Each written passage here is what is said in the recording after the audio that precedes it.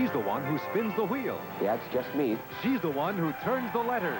Let's really spell it out. Together, they're helping people take a spin at changing their lives. Don't you just love to see endings like that? But it's only the beginning. Pat Sajak and Vanna White. Why don't I just be quiet, spin the wheel, and get on with it? A dream team making dreams come true on Wheel of Fortune. Whose life will the wheel change tonight? Watch Wheel of Fortune weeknights at 7, 6 in Illinois, only on TV2. TV2, let's all be there.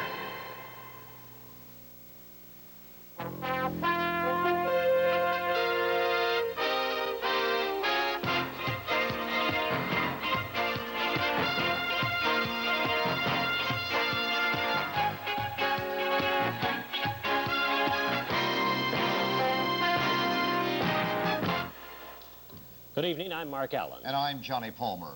Today's space tragedy has left Wabash Valley residents in a state of shock as disaster struck the Space Shuttle Challenger today, shortly after takeoff. All 7 in the crew are believed dead. Here is the launch as described by NASA's Voice of Mission Control. T-minus 10, 9, 8, 7, 6. We have main engine start. 4, 3, 2, 1. And liftoff. Liftoff of the 25th Space Shuttle mission, and it has cleared the tower. Now controlling program. Roger, roll, Challenger. Good, roll program confirmed. Challenger now heading downrange.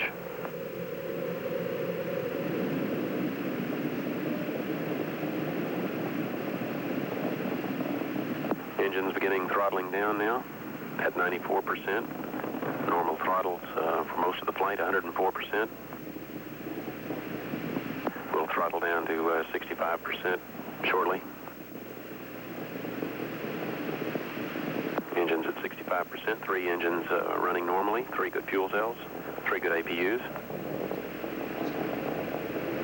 Velocity 2,257 feet per second. Altitude 4.3 nautical miles. Downrange distance 3 nautical miles.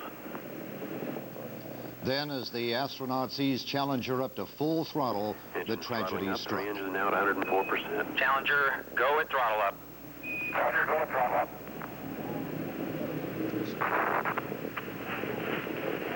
One minute, 15 seconds. Velocity 2,900 feet per second. Altitude 9 nautical miles. Downrange distance 7 nautical miles. Apparently, all 7 in the crew, including the civilian astronaut, schoolteacher Krista McAuliffe, were killed as the fireball ripped through the spacecraft. The explosion occurred as Challenger was just over 10 miles up and traveling at nearly 2,000 miles per hour. The 2 solid-fuel booster rockets separated from the shuttle after the explosion, and they flew through the air, leaving trails of smoke in their wake. One was seen floating toward the sea on its parachute. Parts of the spacecraft fell into the Atlantic about 18 miles southeast of the Kennedy Space Center launching pad. Bits and pieces of the spacecraft fell into the impact area for about 45 minutes, and rescue crews had to wait for the fall to stop before entering the area. Paramedics entered the water at that time. They've been unable to find any trace of survivors. It was the first in-flight disaster in 56 U.S. manned space missions. Mark? One of NASA's worst fears occurred today when the Space Shuttle Challenger exploded into a ball of fire minutes after takeoff. TV2's Lori Myers talks tonight to 2 people who were directly affected by that tragedy. 3, 2, 1, and liftoff. Liftoff of the 25th Space Shuttle mission, and it has cleared the tower. Everything appeared to be going smoothly this morning at Cape Canaveral. Then tragedy struck. Challenger, go at throttle up. Challenger, go at throttle up. It took NASA safety crews only a few minutes to realize there were no survivors. The day that has finally come that we all knew would be inevitable, we're dealing with transportation. Transportation, sooner or later, leads to tragedy, and today we experienced that tragedy. Former Space Shuttle astronaut Joseph Allen was in Terre Haute today, and he expressed his sadness over the disaster. I had friends aboard the Space Shuttle. They're all our friends, and it's just a great, great loss.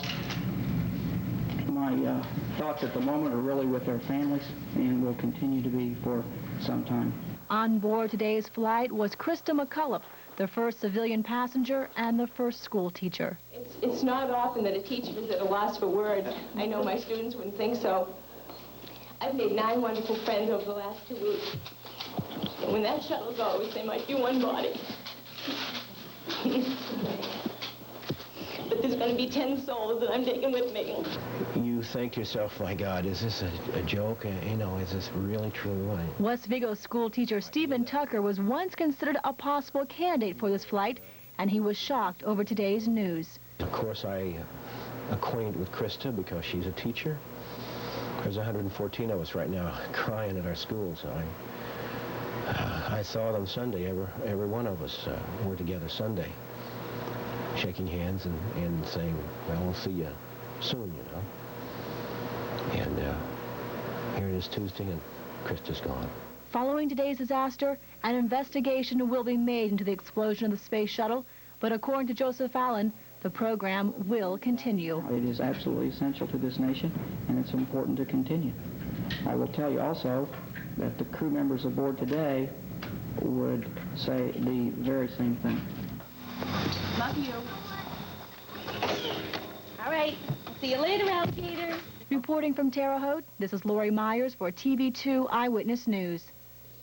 Today's disaster at Cape Canaveral came as a shock to all of us. Here in the Wabash Valley, residents we spoke to reacted to the news with sadness and disappointment. I just, couldn't believe it. It's a tragedy. You really got to feel for the families of everybody concerned. It's shocking. I didn't know what to think about it. I'm sure, that NASA did everything they could, but it's just one of those things that happen sometimes. I was really surprised. I don't know. Thought it was a waste of money, sort of. I mean, it's for a good cause and all, and then it was a shame to hear all about this. I think it's a sad day for America because, you could just kind of experience what was happening up there just by watching it practically. So I believe the space program is really good for America, though, and everyone here is gaining from the technology that's been developed from that program. It was kind of shocking. I think I felt sad for the families of the people who were killed. I think it's a terrible catastrophe. We were really shocked to think that these 7 people were killed in just an instant when it was supposed to be such a time of joy. In Terre Haute today, Mayor Pete Chalis has asked that everyone fly their flags at half-mast tomorrow. He also asked that everyone observe a minute of silence, beginning at 11:40 in the morning. That is the time the Space Shuttle Challenger lifted off this morning. John? We'll be back with more news and weather in just a moment. Stay with us.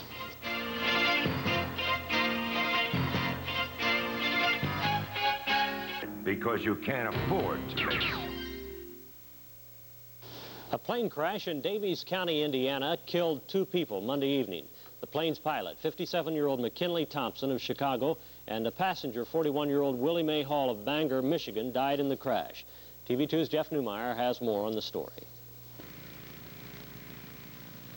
This was the scene last night just west of Lagodi, Indiana, where the crumpled remains of a single-engine airplane lay in a small field. This morning, state police and federal investigators shuffled through the wreckage where the plane had crashed right after dusk last night. The cause of the crash? There are indications that the plane might have been on fire before it went down. There was a witness coming south on US 231 in Bramble, Indiana, just north of Lagodi, and he noticed a large fireball in the sky off to his left. It would have been just about the right time and in the right location. It wasn't an IFR flight plan. He was talking to Terre Haute radar, and he did call that he had an engine problem, and then a minute or 2 later that he had a fire.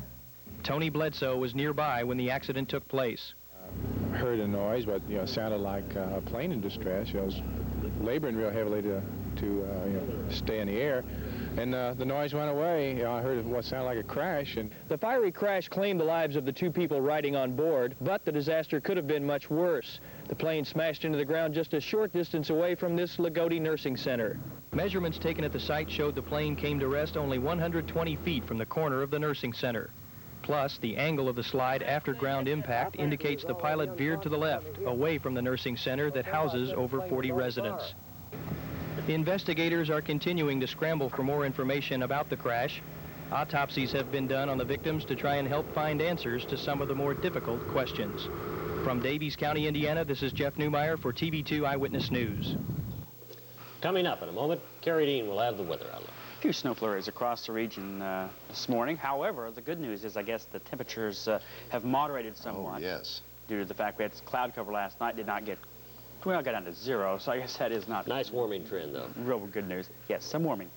An improving forecast from Mr. Dean. Next.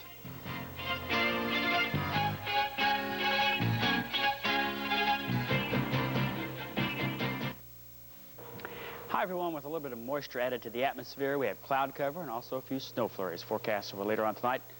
We'll look at why in just a moment. Right now, we have 24 degrees outside. The winds are out of the southeast, running around 7 miles per hour, wind chill 8. This afternoon's high temperature 25. We made it down to 0 last night for an overnight low. The records for this date, the record high was set in 1970 when it was 64 degrees, 20 below, set in 1963 for the record low. The barometric pressure is at 29.72. It is falling. The river's at 4.8 stationary, humidity at 47%. We've had a trace of precipitation in the past 24 hours, and the pollution index back down to the good range, standing at 27. Across the United States, jet stream down across our area indicates the very cold temperatures, of course, in our region, but some warming going on here in the central part of the United States. In the east, major storm right off the eastern seaboard of the country that is continuing to move out to sea. Unfortunately, as we zoom in on the southeast part of the United States, I want you to watch, even from outer space, a tragedy that had happened at Cape Canaveral this afternoon or this morning shows up. 11:44, a satellite view indicates the explosion here of Challenger. Just a couple of minutes later, you can see it drifting on downrange. So even the weather satellite was able to detect the tragedy that took place down in Florida today.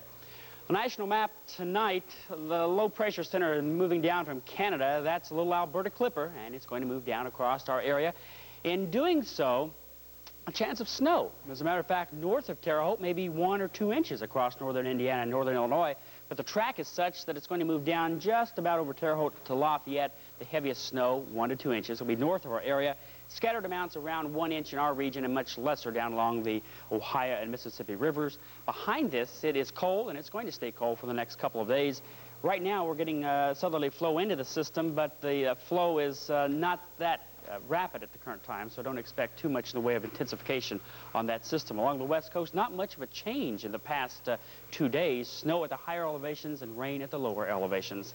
Temperature-wise today, nationwide, it was cold in New England and in the east, below normal temperatures. Temperatures at or below 0 in the lakes over to the northern part of New England.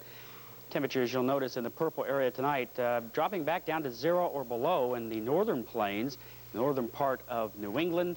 Across our area, expect temperatures tonight in the 20s, 30s, and even some 40s making their way as far north as Mississippi. We currently have 24 degrees. Temperatures are going to be moderating slightly due to the fact we have that southerly flow in advance of that little Alberta Clipper coming in from the northwest. But by tomorrow night, it's going to be back to the deep freeze. 17 in Chicago, it's 26 in the Vincennes area. Evansville reporting in with 28. Weather radar tonight on its 55-mile range. We are not detecting any precipitation, so let's go to the forecast for this evening. Increasing cloudiness across the area, some light snow developing late tonight, as I said, across northern Indiana and northern Illinois, 1 or 2 inches, and some isolated amounts of 1 inch in this area, so there could be some slippery areas. Not as cold tonight, with temperatures just about steady all night. Then for tomorrow, variable clouds, a fairly good chance of some early morning snow flurries, but becoming windy and turning colder by late in the day. A high temperature around 30 to 32, but back down to, let's say, 10, maybe even a couple degrees cooler than that tomorrow night. Thursday's forecast, partly cloudy and cold. A westerly breeze will hold the temperature around 30 for a daytime high. Then the outlook for Friday, Saturday, and Sunday, some showers in the forecast. For the weekend right now, I think they're going to be rain showers, but as we get closer to the weekend, we'll analyze that a little more closely. Temperatures in the 30s for daytime highs, in the low 20s for nighttime temperatures. So there you have it. I was surprised to notice there that the satellite pictures picked up the explosion of the shuttle today. Was that would that be it's much higher than cloud level? Oh, yes. That is taken at 22,000 miles out. But as that thing zooms in, that explosion was described as the size of a small atomic warhead. So it was a massive explosion. And the satellite can detect temperature changes in the atmosphere, and it certainly picked it up. No one has ruled out weather as of yet, possibly the upper air currents. There were a couple of things. One, whether the jet stream is very strong through that area, maybe some aerodynamic problems. These are minor possibilities. And the other one was that there was a lot of ice on the shuttle this morning, and when they loaded the fuel, it was very cold. That could have had some problems with the pressurization of the tanks, but of course that's the experts from Florida are going to only time will tell. That. Sad day for all of us. Yes. Coming up on Eyewitness News, Rob Murray with sports.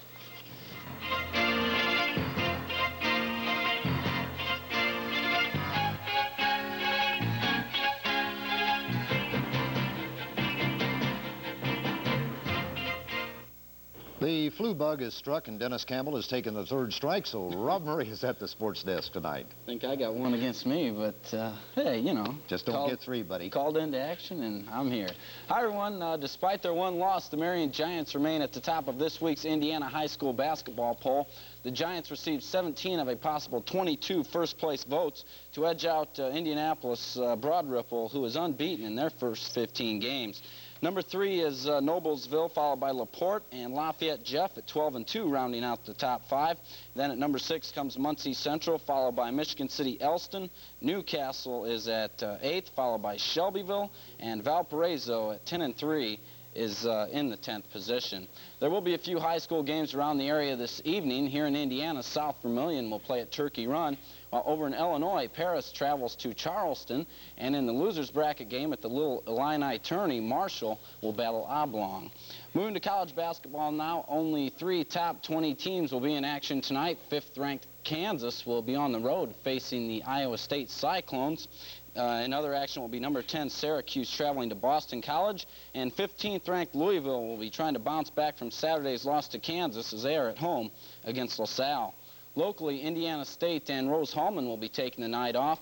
The Engineers don't have much time to think about last night's loss to Fisk University. They will return to the hardwood tomorrow night in a conference game against Earlham, while the Sycamores will play a conference game of their own Thursday night at home against Creighton.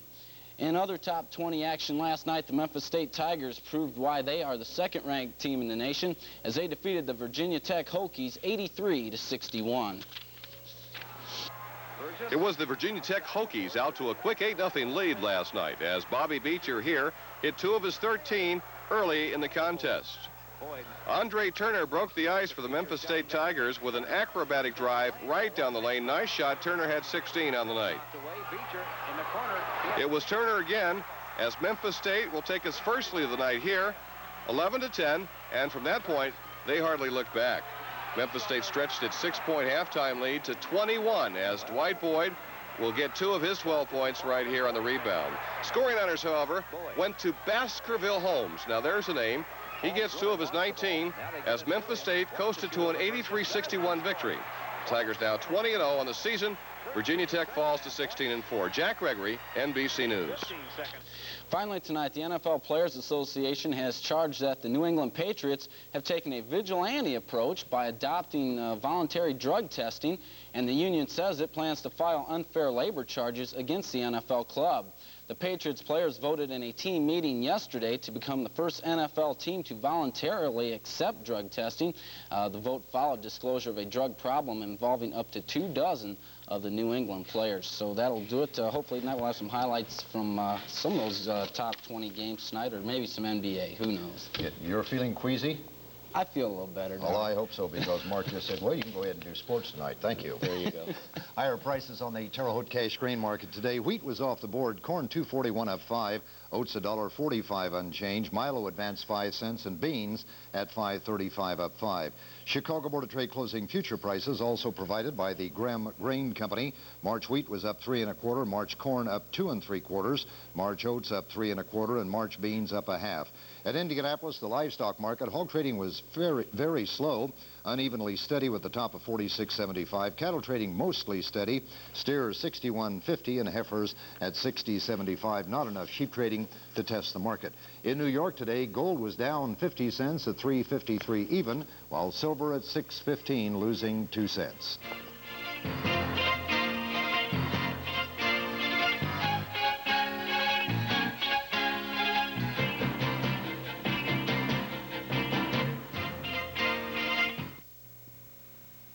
Peter the Great, an epic world premiere event that will take you on an exotic adventure to a world seldom seen before.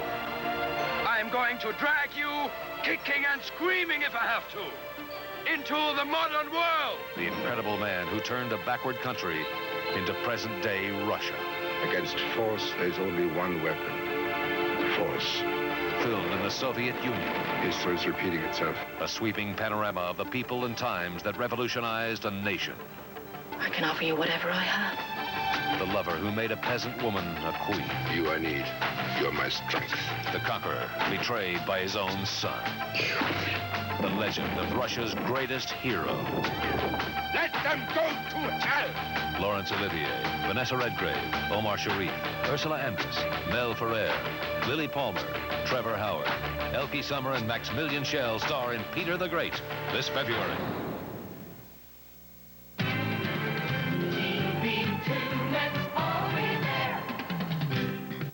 I'm sorry. Now, are you all right? Yeah, I'm all... Will you stop rushing me? What is all this stuff? I don't know, but they're for Arthur.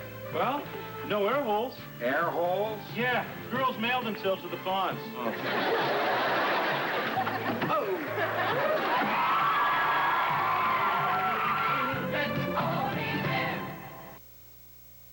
This final note this evening: because of today's tragedy in space, the President has canceled his State of the Union message scheduled for later tonight on network television. The State of the Union has been rescheduled for next Tuesday. And later tonight, Mark, Lauren Collier will be visiting with the family of Steve Tucker. Steve, a former TV2 employee and a teacher at West Vigo High School, and of course a former candidate for the Teacher in Space program. That's the news at 6 tonight from all of us at TV2. Thanks for watching. Have a nice evening.